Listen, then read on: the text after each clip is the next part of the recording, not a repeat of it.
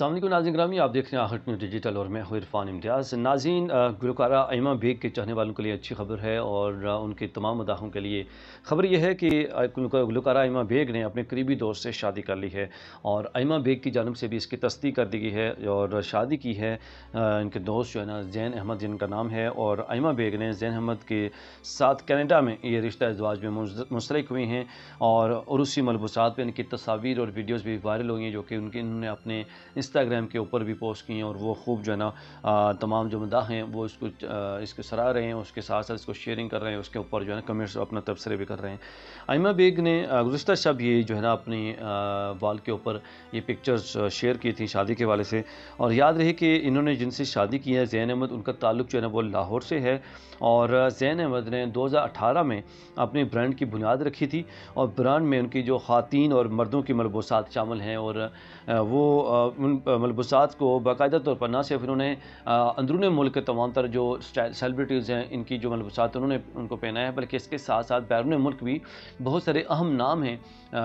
जो इनकी जो मलबूसात हैं उनके फ़ैन हैं और वो पहन भी चुके हैं। जिनमें अगर हम बात करें तो प्रोड्यूसर करण जौहर हैं, वो इनके बहुत बड़े फ़ैन हैं इनके ब्रांड्स के और वो काफ़ी हद तक जो है ना पहनते हुए दिखाई दिए हैं इनके ड्रेसेस। और इसके साथ साथ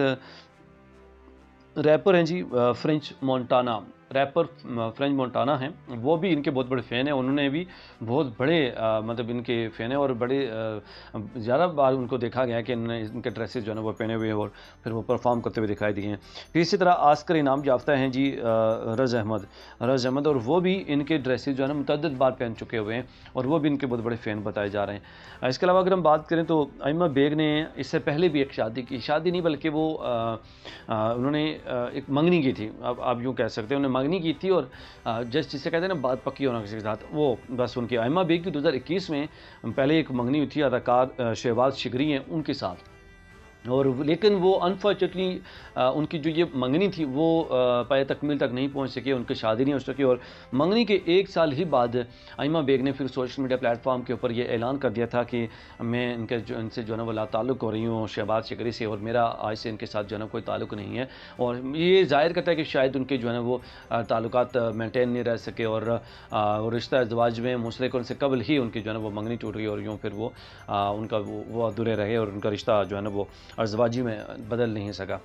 नाज़रीन, इसके अलावा जी आगे बढ़ें और आपको ख़बर दें, वज़ीर आला पंजाब की जानब से एक अहम इनिशिएटिव लिया गया है और वो इनिशिएटिव आज जो मैं डिस्कस करने लगा हूँ वो ना सिर्फ मेट्रो बस है ना ऑरेंज लाइन है, बल्कि इससे भी बढ़कर इलेक्ट्रिक ट्रेन जो चलने के बाद से हम खबरें सुन रहे थे पिछले कुछ अरसे से, उसको जो है ना पाए तकमील तक पहुँचाया गया। याद रहे कि मरियम नवाज़ की जानब से इस वक्त वो इनिशिएटिव लिए गए जो किसी भी वज़ीर आला ने अब तक नहीं लिए हैं और साबिक मतलब पंजाब के अंदर अगर हम बात करें तो पंजाब के अंदर भी किसी भी वज़ीर आला ने अब तक इस तरह के इनिशिएटिव नहीं ली, चाहे वो किसी भी पार्टी से किसी भी जमात से उनका ताल्लुक हो, चाहे वो मुस्लिम लीग नून है, पीपल्स पार्टी है या कोई भी हो, तो किसी भी पार्टी के वज़ीर आला ने वहाँ पे इतने इनिशिएटिव नहीं लिए और मरियम नवाज़ ने यहाँ पे इनिशिएटिव लेकर मतलब सब पे नंबर ले ली गई हैं और बहुत ज़्यादा इनिशिएटिव ने लिए हैं। इसमें इलेक्ट्रिक ट्रेन का जो उन्होंने इनिशिएटिव लिया है जी, इसमें सुपरा ऑटोनोमस और रैपिड ट्रांजिट के नाम से इन्होंने जो इलेक्ट्रिक ट्रेन है वो लॉन्च किया है और वज़ीर आला पंजाब SRT में आज अली टाउन से मुस्लिम टाउन तक उन्होंने सफ़र किया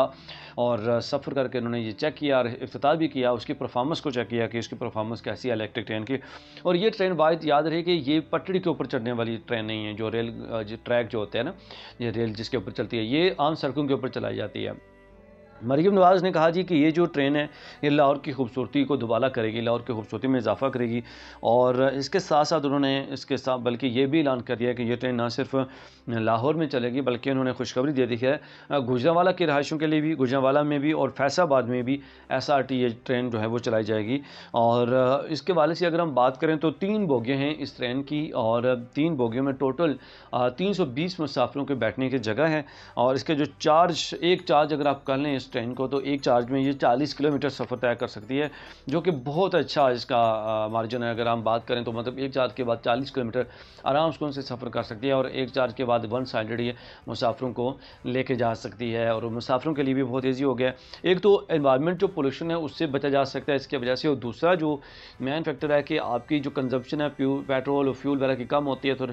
जो किराया है जो फेयर है वो आवाम के लिए वो भी कम हो जाता है और वो ईज़िली एक जगह से दूसरी जगह तक ट्रैवल कर सकते हैं। और जहाँ से नो डाउट की जो मेट्रो ने सहूलियात दी हैं, वो आप इस्लामाबाद की बात करें या लाहौर की बात करें या कराची की बात करें, जहाँ भी बात करें, तो वो आप उसको जो है किसी भी तरह से उसकी तरदीद नहीं कर सकते, रद्द नहीं कर सकते, क्योंकि मेट्रो की वजह से जो आम जो तबका है, जो गरीब व मजदूर तबका या जो डेली वेजर है या फिर जो एक मुलाजिम पेशा है, तो उनके लिए बहुत सहूलत है ये। उनकी वजह से जो है ना बहुत टाइम बच जाता है मेट्रो की वजह से, और एक तो मुनासिब किराए में आप चले जाते हैं, और दूसरा ये कि आपका टाइम काफ़ी हद तक बच जाता है। तो इसी तरह से ये जो इनिशिएटिव है, पहले उन्होंने मेट्रो बस स्टार्ट किया, उसका ऑरेंज लाइन का स्टार्ट किया, और अब ये इलेक्ट्रिक ट्रेन की वजह से तो यकीनन बहुत बड़ी तादाद में जो आवाम है उनको वो इससे मुस्तफ़ीद होने वाले हैं,